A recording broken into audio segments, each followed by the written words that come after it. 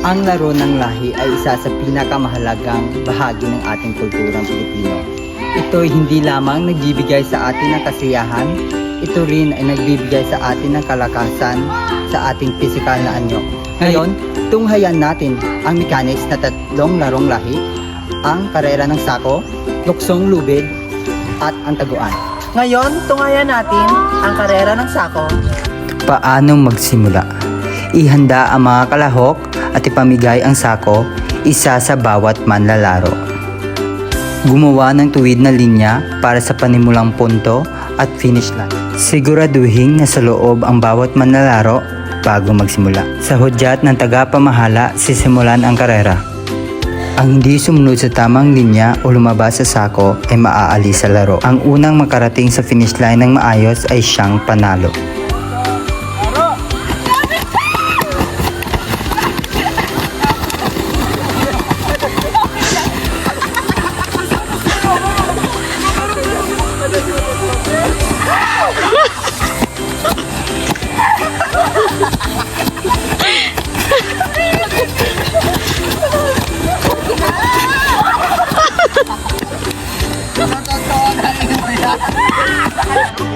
Ngayon, dumako naman tayo sa ikalawang laro, ang luksong lubid. Pumili rin ng unang taya o unang lulundag sa pamamagitan ng maiba ang taya.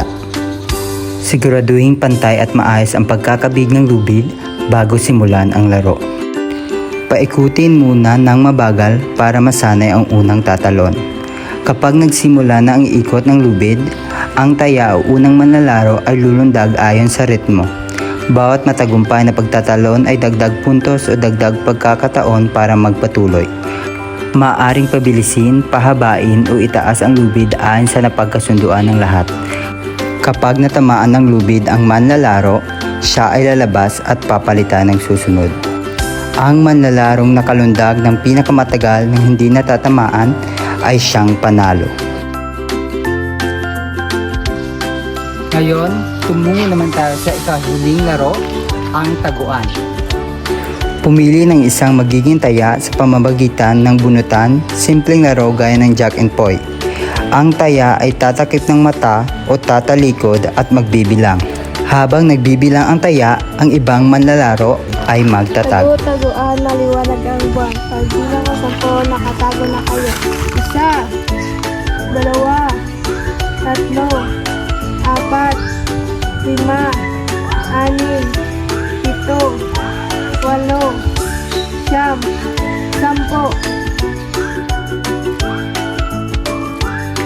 Pagkatapos magbilang, sisimulan ng taya ang paghahanap.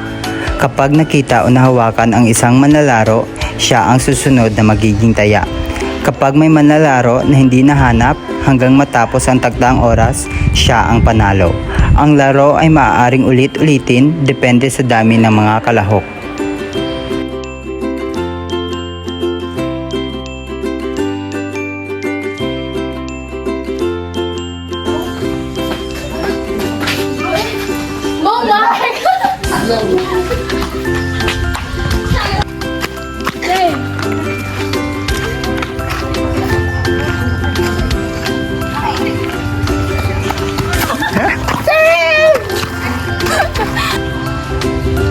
Sa pamamagitan ng mga larong lahi tulad ng karera ng sako, luksong lubid at taguan, natututo tayong pahalaga ng pisikal na lakas, pagiging maliksi at pagkikipagkapwa. Ang mga larong ito ay patunay na buhay ang kasaysayan at kultura ng Pilipinas sa ating mga kabataan.